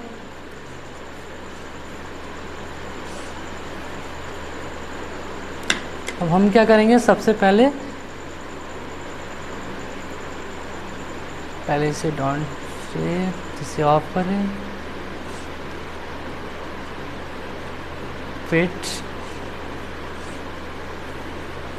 क्या आना है, ओपन इन टर्मिनल पे आना है, तो जुपिटर को लॉन्च करना है, py-m नोटबुक। जब ये कमांड आप लिखोगे, एंटर करोगे तो आपका जुपिटर नोटबुक लॉन्च हो जाएगा और इस अपने जिस वेबसाइट का आप एक्सेस दिए होगी उस वेबसाइट पे जाके ये ओपन हो जाएगा। तो यहाँ पे इंटरफेस होम इंटरफेस आ चुका है। हमें क्या करना है, बस अपलोड पे आना है। जो क्लाउड हमें कोड दिया है यहाँ पे आके उस कोड को अपलोड में आके एक डाउनलोड फाइल में आओगे तो मतलब जिस कोड को क्लाउड ने दिया होगा डाउनलोड करके रखे हो, जैसे गैस क्लासिफिकेशन फाइल डाउनलोड हुई थी, सेलेक्ट करना है, इसे ओपन करना है। जब ओपन करोगे तो आपकी इस फाइल में आ चुकी है गैस क्लासिफिकेशन .ipynb फाइल, इस पर क्लिक करना है। जब क्लिक करोगे तो आपका ये फाइल डायरेक्ट ओपन हो गया है। अब हमें क्या करना है, चीज़ों को रन करना है बस, और चीज़ों को इवेलुएट करते चलना है कि जो हमारा कोड है वो सही है कि गलत है। तो सबसे पहले क्या करेंगे, फर्स्ट सेल को रन करेंगे।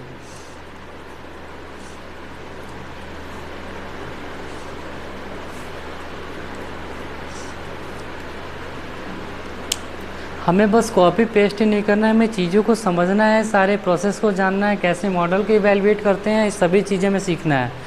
बस हम लोग एक पार्ट को स्किप किए हैं क्या, हम लोग एल्गोरिथम जो मॉडल होता है उसके एल्गोरिथम पार्ट नहीं पढ़े हैं, उसके मैथमेटिकल फंक्शन नहीं पढ़े हैं, बट हम सारे अप्रोच पढ़े हैं। एमएल के कौन से टाइप होते हैं, इसका क्या यूज़ है, कौन से डेटा पे कौन सा एल्गोरिथम अप्लाई हुआ है, एल्गोरिथम कौन कौन से होते हैं, कि इस एल्गोरिथम को कैसे इवेलुएट करते हैं, कैसे प्रोसेसिंग होते हैं। हम लोगों ने एमएल का 70% पार्ट कवर किया है, बस 30% पार्ट इसका मैथ्स पार्ट छोड़ा है। अगर आप लोग इस पे और डिमांड करेंगे तो हम इस पार्ट को भी कवर ज़रूर करेंगे। तो हमारा लाइब्रेरी इंपोर्ट हो चुका है। अब नेक्स्ट सेल को हम लोग रन करेंगे। अब देखिए इसमें क्या किया है, यहाँ पे डायरेक्ट डेटा सेट को इसने ऐड किया है, बट हमारा जो जुपिटर होता है डायरेक्ट ये पाथ रीड नहीं करता, इस डेटा रीड नहीं करेगा। अगर सेम फाइल में होगा तो डेटा रीड कर लेता, बट हमारा डेटा सेट किसी और फाइल में है, जुपिटर किसी और फाइल में लॉन्च हुआ है। हमें क्या करना पड़ेगा, इस सिचुएशन से बचने के लिए हम कहाँ जाएंगे, डेटा सेट पे। जैसे मेरा डेटा सेट, मैंने इस अपने नाम के फोल्डर पे डेटा सेट सेव कर रखा था, हमें बस डेटा सेट पे जाना है, राइट क्लिक करना है and copy as a path करना है। ये डेटा सेट और सेम कोड ग्रुप गिटहब पे अपलोड करके मैं उसका लिंक शेयर कर दूंगा। आपको बस गिटहब पे जाना है और डेटा सेट और ये डॉक्स फाइल और ये प्रोजेक्ट डाउनलोड करके आप इसे यूज़ कर सकते हो। इसका डिस्क्रिप्शन बॉक्स में इसका लिंक हम ऐड कर देंगे। तो डेटा सेट का पाथ हम कॉपी कर लिए, कोड पे आएंगे, हम यहाँ पे पेस्ट कर देंगे। अब देखिए यहाँ पे जो हम लोग पाथ ऐड किए, ये जो पाथ होता है एक रॉ फॉर्मेट में होता है, तो ऑटोमेटिकली हमारा जुपिटर इस पाथ को रीड नहीं करता है। तो हमें इस पाथ को रीड कराने के लिए यहाँ पे आर लिखना पड़ता है, जो कि रॉ फॉर्मेट में बता देना पड़ता है कि मेरा जो पाथ है एक रॉ फॉर्मेट में है। अब आर लिखोगे तब ये रन करेगा, अगर आर यहाँ पे नहीं लिखते हो तो रन ये नहीं करेगा। फिर हमें करना है रन, शिफ्ट के साथ एंटर। हमारा कोई डेटा सेट यहाँ पे लोड हो चुका है, आप आउटपुट देख सकते हो। अब क्या करना है, डेटा सेट हमें, अब देखो हमारा मिनिमम कितना है, 00 है सीरियल, जैसे सीरियल नंबर 1 था, इसका मैक्सिमम कितना है 1599। ऐसे MQ2 सेंसर पे आया तो इसका मिनिमम कितना है 502, मैक्सिमम कितना है 824, मतलब दोनों के बीच का रेंज बहुत ज़्यादा है। वैसे ही MQ3 देखें तो 337 और इसका मैक्सिमम कितना है 543, 337 इसका MQ3 का, सॉरी कहाँ गया, 337 और 543, मतलब दोनों के बीच का डिस्टेंस बहुत ज़्यादा है। तो क्या हमें स्केलिंग करने की रिक्वायरमेंट है, डेटा को स्केल करना पड़ेगा। हाँ, हमें अपने डेटा को स्केल करना पड़ेगा ताकि डेटा एक रेंज में आ जाए, ताकि प्रिडिक्शन करना आसान हो, सबसे ज़्यादा सही हो। तो सबसे पहले क्या करेंगे, हम अपने डेटा में यहाँ पे एक डेटा प्री प्रोसेसिंग का कोड है, ये क्या करेगा, सबसे पहले चेक करेगा कि हमारे डेटा में कोई आउटलायर है कि नहीं है। अगर है तो डेटा को क्या करेगा, आउटलायर रिमूव करेगा, क्लास को फिक्स करेगा। देखिए अपना जो सेकेंड सेल था इसमें क्या हुआ, सेव बिफोर क्लीनिंग, मतलब हमारा डेटा सेट क्लीन होने से पहले 6400 रो थे इसमें और 9 कॉलम थे। इसमें क्या किया कि अपना सीरियल ID कॉलम हटा दिया, इसलिए 9 बचे, नहीं तो 10 था। और क्लीन होने के बाद अपना डेटा सेट 6035 बन चुका है, मतलब अपने डेटा में कुछ इनकन्सिस्टेंट डेटा थे, कुछ एरर थे, उस चीज़ को अपना कोड क्या किया, रिमूव किया। हम लोग प्रोसेसिंग के बारे में एक वीडियो में पढ़ चुके हैं, प्रोसेसिंग वाले वीडियो में आप चीज़ों को जाकर वहाँ पे देख सकते हो। तो यहाँ पे क्या हुआ, तो डेटा क्लीन हुआ, क्लीन होने के बाद डेटा थोड़ा सा कम हुआ है लेकिन सही है। क्लास मैप किया, जैसे मिक्सचर को 0 से डिनोट किया, नो गैस को 1 से, परफ्यूम को 2 से, स्मोक से 3 से। इसमें क्या किया कि लेबल इनकोडर एक लाइब्रेरी का यूज़ किया है, जो कि लाइब्रेरी में आके यहाँ पे आप देख सकते हो। प्रोसेसिंग स्टैंडर्ड इसकी यहाँ पे देख सकते हो कि लेबल इनकोडर एक लेबल इनकोडर के बारे में मैं प्रोसेसिंग वाले वीडियो में बता चुका हूँ कि लेबल इनकोडर का यूज़ केस कहाँ है, कब यूज़ किया जाता है। जैसे अपने आउटपुट कॉलम में 4 कैटेगरी थे, 4 ऑब्जेक्ट, 4 टाइप के ऑब्जेक्ट थे। मतलब कि हम लोग क्या है यहाँ पे बाइनरी इनकोडर अप्लाई नहीं कर सकते थे, 1 इनकोडिंग अप्लाई भी नहीं कर सकते थे। यहाँ पे अप्लाई हमने क्या किया, यहाँ पे अप्लाई किया हमने लेबल इनकोडर, जो सभी क्लास को क्या करता है, सभी ऑब्जेक्ट को एक यूनिक नंबर असाइन कर दिया है। अब यहाँ पे हमारा डेटा भी क्या हुआ, क्लीन हो गया। हमारा जो डेटा है वो भी मैप हो चुका है, मतलब टेक्स्ट में डिकोड हो चुका है। ये गैस है, गैस को डिकोड होकर क्या बनाया, गैस इनकोडेड, गैस को इनकोड किया नंबर में। अब ये टेक्स्ट क्या हुआ है, नंबर में आ गया है। अब क्या करना है, हमें ईडी एनालिसिस करना है, मतलब डेटा को ग्राफिकल विजुअलाइज करके हम लोग, क्योंकि टेक्स्ट हमारा जो डेटा में कितना है 6400 रो है, तो क्या इतना बड़ा मैं डेटा दूँ तो डेटा देख के बताओगे क्या इस एक्सेल या ग्रिड फॉर्मेट में कि ये टाइप की एरर है, इसमें ये चीज़ें है, नहीं बता सकते। अगर इस चीज़ को हम लोग प्लॉटिंग वाइज समझे तो चीज़ों का एनालिसिस करना बहुत सिंपल हो जाएगा। हम लोग क्या करेंगे, चीज़ों को विजुअलाइज करेंगे और समझेंगे कि किस टाइप की एडिटिंग और कर सकते हैं अपने डेटा सेट में। जैसे देखो अपना जो डेटा सेट है इसमें क्लास डिस्ट्रीब्यूशन जब किए तो नो गैस अपना 1600 है, स्मोक उससे थोड़ा कम है, मिक्सचर उससे थोड़ा कम है और परफ्यूम सबसे कम है। मतलब हमारा इस डेटा सेट में भी क्लास सारे बैलेंस नहीं है। ये डिपेंड करता है अपने प्रोसेसिंग में भी। अगर आप लोग प्रोसेसिंग अगर थोड़ा सा की ही हो तो वहाँ पे भी क्लास कुछ बढ़ भी सकती है, कम भी हो सकती है। डिपेंड करता है कि आप किस टाइप की प्रोसेसिंग करते हो, उस पर डिपेंड करेगा कि आप लोग अगर रन करे हो तो उस समय क्लास कुछ बढ़ भी सकता है, इससे भी कम हो सकता है। तो डिपेंड करता है कि प्रोसेसिंग हम लोग कितना हार्ड करते हैं या सिंपल करते हैं। उसके बाद हम लोग क्या किए, फीचर डिस्ट्रीब्यूशन किए, क्योंकि हमारा जो फीचर था किस टाइप के डिस्ट्रीब्यूशन था, सारे फीचर का हम लोग डेटा को चेक किए कि किस कौन सा वैल्यू सबसे ज़्यादा बार है, उसका फ्रीक्वेंसी यहाँ पे आप लोग देख सकते हो, चीज़ों का एनालिसिस कर सकते हो। बॉक्स प्लॉट हम लोग यहाँ पे प्लॉट करें सारे फीचर का, ताकि हमें पता चल जाए कि हमारे डेटा में आउटलायर है कि नहीं है। जैसे हमने बॉक्स प्लॉट की मीडियन से समझा था, ये क्या करता है, इसे बॉटम लाइन मिनिमम आउटलायर को दिखाता है। जैसे इसमें देखो कितने सारे आउटलायर्स हैं, और ये क्या करता है, अगर इस मैक्सिमम के पॉइंट ऊपर हो तो अपना मैक्सिमम आउटलायर होता है। तो हमें क्या करना पड़ता है, आउटलायर को हैंडल करना पड़ता है, जिसमें IQR मेथड या अपने कैपिंग या विंसोराइज टेक्निक का यूज़ करके चीज़ों को हैंडल कर सकते हैं। इसके क्या है, उसके बाद हम लोग हीट मैप निकालेंगे। हीट मैप से हमें ये पता चलता है कि कोई ऐसा डेटा या दो ऐसे कॉलम तो नहीं है जो एक दूसरे के साथ हाईली कोरिलेट है, मतलब दोनों कॉलम में सेम वेरिएंस है। मतलब हम दोनों में से किसी एक ही फीचर का भी यूज़ कर सकते हैं, ताकि वो डुप्लीकेट्स हमारा डेटा जो है सेम पैटर्न को बार बार लर्न ना करे। ये पेयर प्लॉट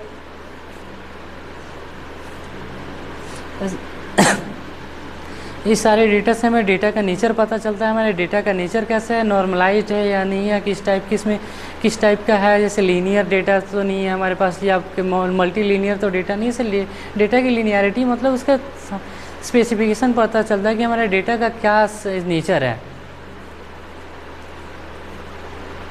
यहाँ पे ये पता चल गया कि हमारा किस फीचर का मतलब कितना फ्रीक्वेंसी है, किस टाइप के मतलब इसका लीनियरली अगर देखा जाए तो pre linearly random forest apply करके ये चेक किया गया कि किसी भी मॉडल ट्रेन करने के लिए कौन सा फीचर सबसे ज़्यादा इंपॉर्टेंस दे सकता है मॉडल को ट्रेन होने के लिए।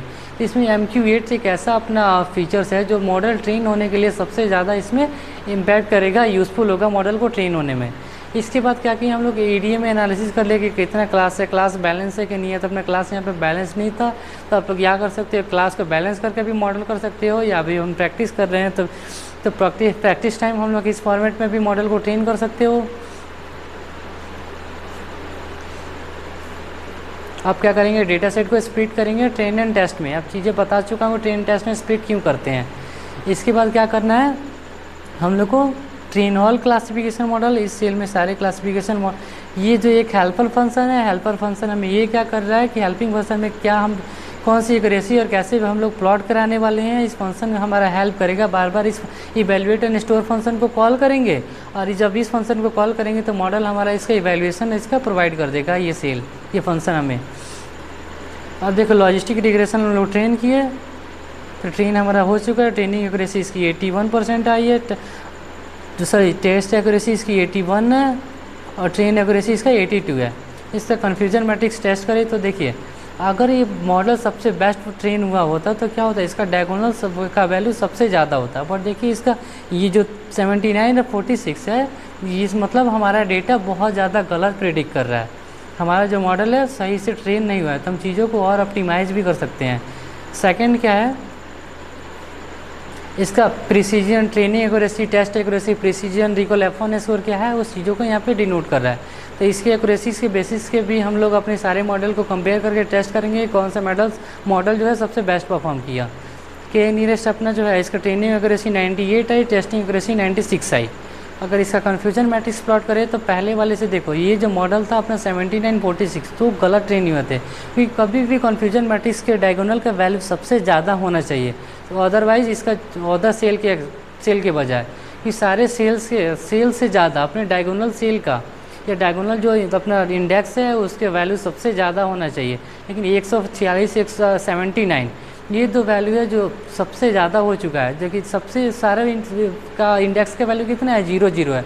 और ये दो इंडेक्स पे या नो गैस और परफ्यूम के बीच में हमारा मॉडल सही से प्रिडिक्ट नहीं कर पा रहे हैं इस चीज़ों को।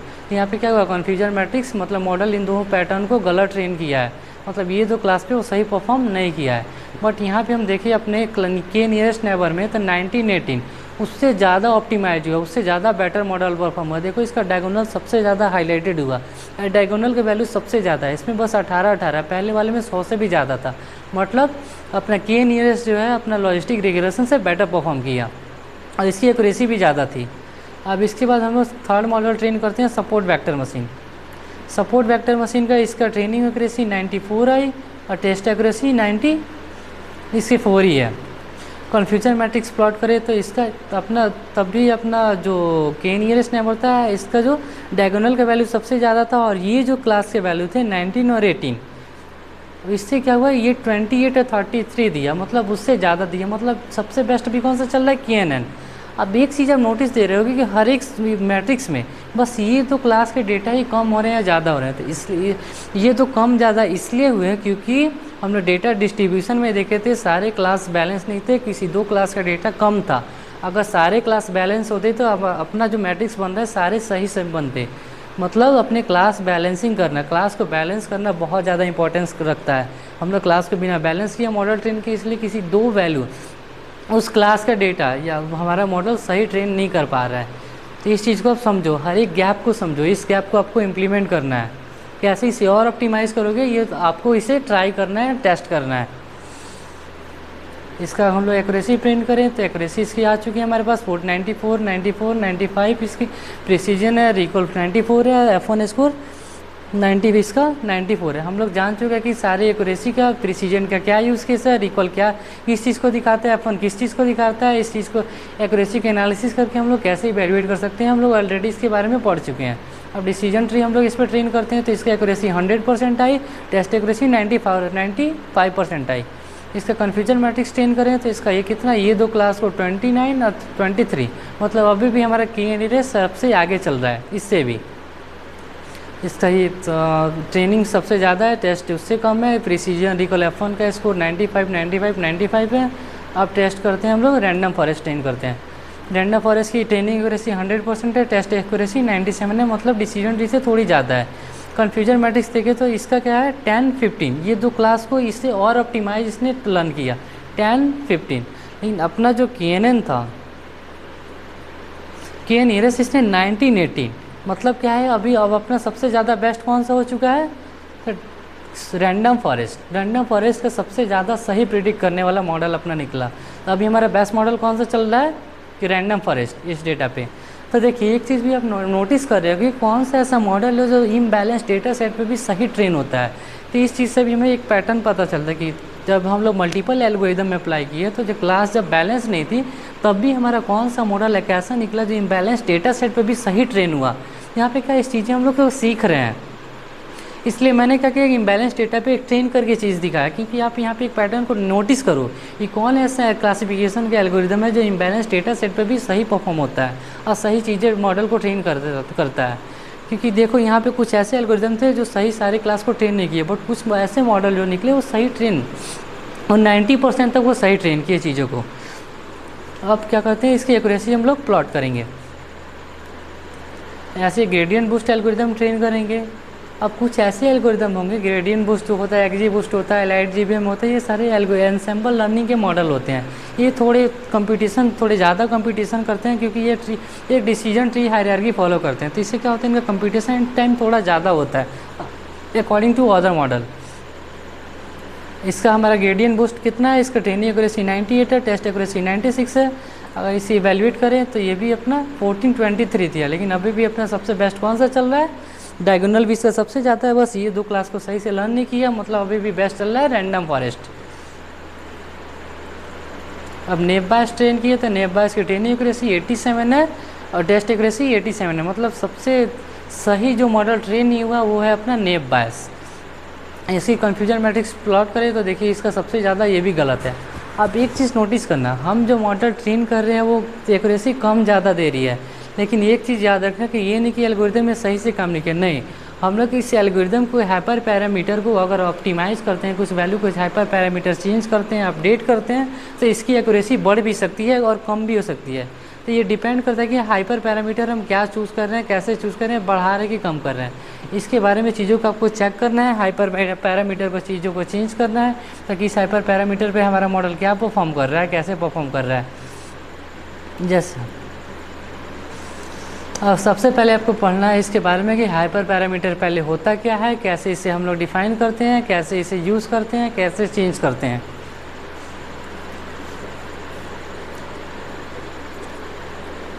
अब इसने एक मॉडल क्या ट्रेन किया यहाँ पे, MLP न्यूरल नेटवर्क, जो कि एक डीप लर्निंग का न्यूरल नेटवर्क होता है। ये अपना ML का पार्ट नहीं है, डीप लर्निंग का पार्ट है, बस इसने इसका कोड ऐड कर दिया है। इस चीज़ को बस आपको ज़्यादा नोटिस नहीं करना, क्योंकि ये डीप लर्निंग का एक पार्ट है, बस चीज़ों को समझना है इसे बस।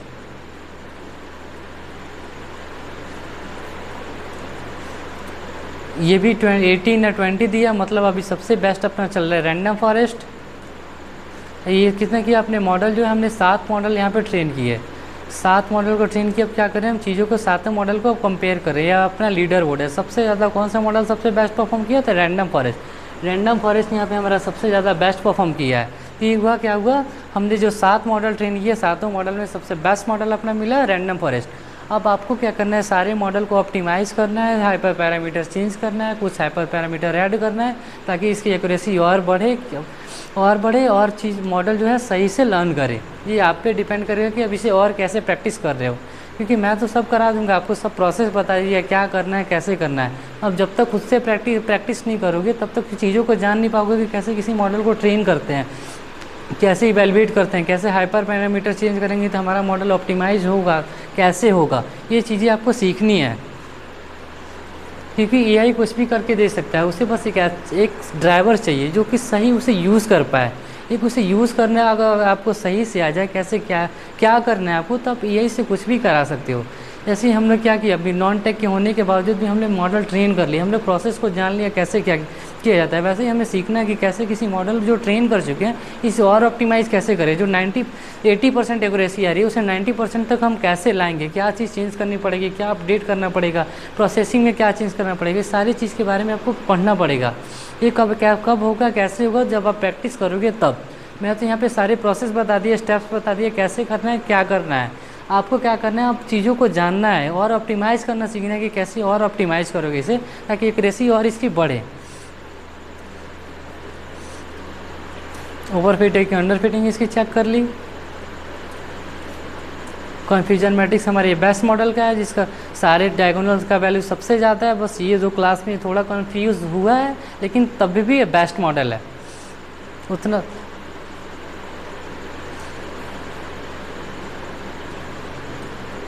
अब देखिए, जैसे कि हम लोग डिस्कस किया था, जैसे मैंने बताया था समय कि जब रॉकअप कर्व प्रिंट होगा तो मैं ये बताऊंगा कि आखिर इस ग्राफ का यूज केस क्या होता है। तो रॉकअप कर्व, जो रॉक कर्व होता है, हमें ये बताता है कि हमारा मॉडल कितना ट्रू प्रिडिक्ट कर रहा है। ये हमारे रॉकअप कर्व का एक थ्रेशोल्ड पॉइंट होता है। अगर इस थ्रेशोल्ड पॉइंट से अगर ग्राफ का जो यहाँ पे ग्राफ का जो लर्निंग यहाँ पे प्लॉट हुई है, मतलब कि अगर इससे ऊपर हो तो मतलब हमारा मॉडल सबसे ट्रू प्रिडिक्ट कर रहा है।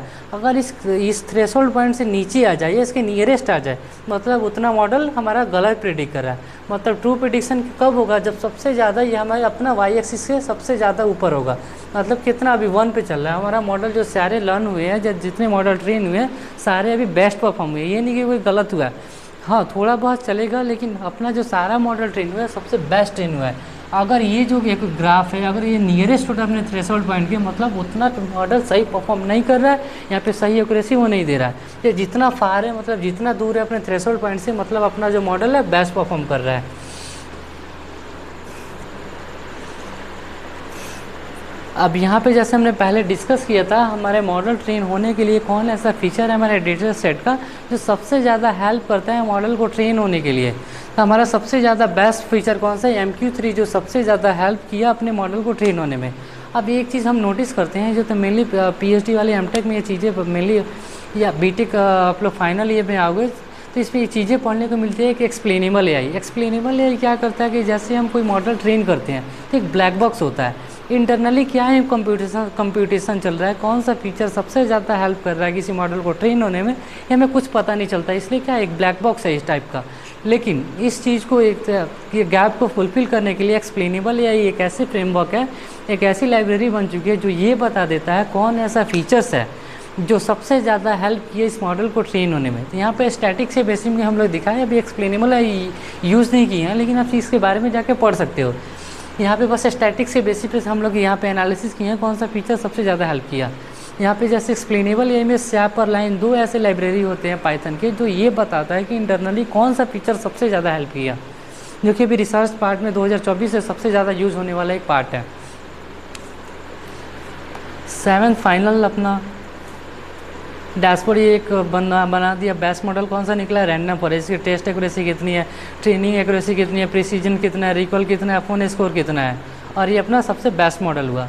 अब यहाँ पे क्या कर रहे हैं, अब टेस्ट बेस्ट मॉडल ना 5 रैंडम सैंपल है, कोई भी रैंडम 4-5 रो का डेटा उठाएगा और टेस्ट करेगा कि हमारा बेस्ट मॉडल कितना कॉन्फिडेंस के साथ प्रिडिक्ट कर रहा है। तो हम लोग देख रहे हैं कि नो गैस में 99% के साथ प्रिडिक्ट किया, नो गैस पे फिर 99% के, मतलब 5 रो का डेटा उठाया जिसमें कितना है, सारे जितना भी प्रिडिक्शन किए इतने ट्रेन डेटा पे सारे करेक्ट किए। अभी कितना 99%, मिनिमम 99% कॉन्फिडेंस के साथ, मतलब हमारा मॉडल जो है बेस्ट परफॉर्म किया है।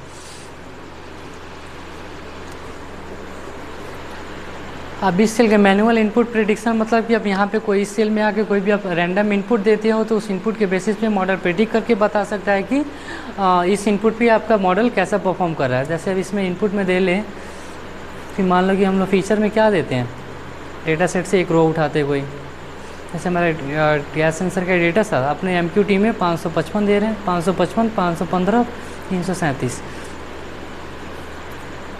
555, 515, 337,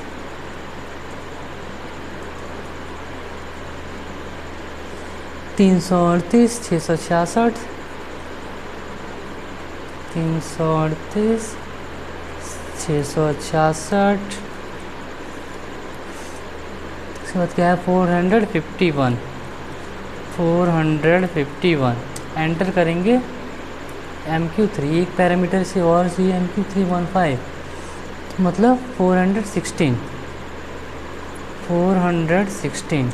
इसमें क्या प्रेडिक्ट किया, नो गैस। हम लोग देखे कि अपने डेटा सेट में क्या था, सेम रो पे नो गैस था, हम लोग ने इस रो का इनपुट दिया, हमारा क्या था गैस में, तो अपना एक्चुअल लेवल क्या था, नो गैस। हमारे मॉडल सेम फीचर को लर्न करके क्या बताया, इन हम लोग इसे फीचर बस इनपुट में दिए, हमारा मॉडल प्रिडिक्ट करके बता दिया कि इस फीचर पे हमारा चाहिए, इस ये जो सेंसर का जो रीडिंग था इस पर तुम्हारा नो गैस है, मतलब गैस में किसी टाइप का, हमारे जो इन्वायरमेंट है किसी टाइप का गैस मिक्स नहीं है। अब देखो कैसे ऑटोमेट काम पर को परफॉर्म हुआ, हमने क्या किया, चीज़ों को इसे पैटर्न को लर्न कराया, ये पैटर्न होगा तो ये आउटपुट होगा, ये पैटर्न होगा तो ये आउटपुट होगा। अब क्या कर रहे हैं, जब मॉडल हमारा ट्रेन हो चुका है तो बस उसे पैटर्न बता रहे हैं, आउटपुट नहीं बता रहे। हमारा जो मॉडल है बस पैटर्न बताइए, क्या किया, आउटपुट जनरेट करके हमें दे दिया। ये देखिए कैसे टास्क को ऑटोमेट किया। अब क्या करेगा, अब हम लोग कर क्या सकते हैं, अभी कोई सेंसर डिप्लॉय कर देंगे, सेंसर ऑटोमेटिकली डेटा को रीड करेगा और ट्रांसमिट करेगा अपने मॉडल को, मॉडल ऑटोमेटिकली ये फीचर को लर्न करके प्रिडिक्ट कर देगा कि इसमें गैस में कोई चीज़ मिक्स है कि नहीं है। तो आप सक्सेसफुली एक प्रोजेक्ट को बिल्ड कर चुके हैं। इस सेल में, लास्ट सेल में 10 में क्या करना है, डेटा सेट को यहाँ पे, सॉरी मैंने इस सेल को रन कर दिया था, फिर दोबारा इनपुट देना पड़ेगा, इसलिए लास्ट वाला सेल अभी रन नहीं हो पाएगा, क्योंकि जब तक इनपुट हम उसे ना दें। देन लास्ट 10 वाले सेल में क्या हो रहा है कि मॉड 10 सेल में यहाँ पे जो अपना 10 सेल है, अगर इस सेल को आप रन करोगे तो अपना जो बेस्ट मॉडल था रैंडम फॉरेस्ट वो मॉडल डाउनलोड हो जाएगा। तो आप इस डाउनलोड मॉडल को क्या करेंगे, अगर IoT में रास्पबेरी पाई होता है उस पर डिप्लॉय कर सकते हैं, या कोई इसी हम लोग सॉफ्टवेयर पे, जैसे किसी अगर हम लोग बैकएंड पे काम करते हैं तो बैकएंड में मॉडल को ऐड कर सकते हैं। इसमें कोई पैरामीटर देंगे तो ऑटोमेटिकली ये वेबसाइट पे बता देगा कि इस पैरामीटर या इस रीडिंग पे हमारा मॉडल ये आउटपुट दे सकता है। तो ये क्या है, हमने एक सक्सेसफुली एक प्रोजेक्ट यहाँ पे बिल्ड कर लिया, हमने रियल वर्ल्ड प्रॉब्लम को यहाँ पे एक सॉल्व किया। अब इस डेटा का यूज़ करके आप लोग, और जैसे मैंने बताया कि बाइनरी क्लासिफिकेशन आपको खुद से परफॉर्म करना है। ये जो प्रोजेक्ट है मैं जो बनाया हूँ ग्रुप में शेयर कर दूंगा, या इसके डिस्क्रिप्शन बॉक्स में मैं लिंक दे दूंगा। अब वहाँ से एक्सेस करके इस चीज़ों को, इस प्रोजेक्ट को और ऑप्टिमाइज़ करने का सोचना कि जो कम एक्यूरेसी जो मॉडल दे रहा है, सही पैटर्न को लर्न नहीं कर रहा है किसी फीचर को, तो आप कैसे उसे ऑप्टिमाइज़ करोगे, कैसे हाइपर पैरामीटर को फाइन ट्यून करोगे जिससे कि आपका सारा मॉडल और बेस्ट परफॉर्म करेगा। सो हम सक्सेसफुली 2 प्रोजेक्ट कंप्लीट कर चुके हैं। देन मिलते हैं आप नेक्स्ट प्रोजेक्ट में।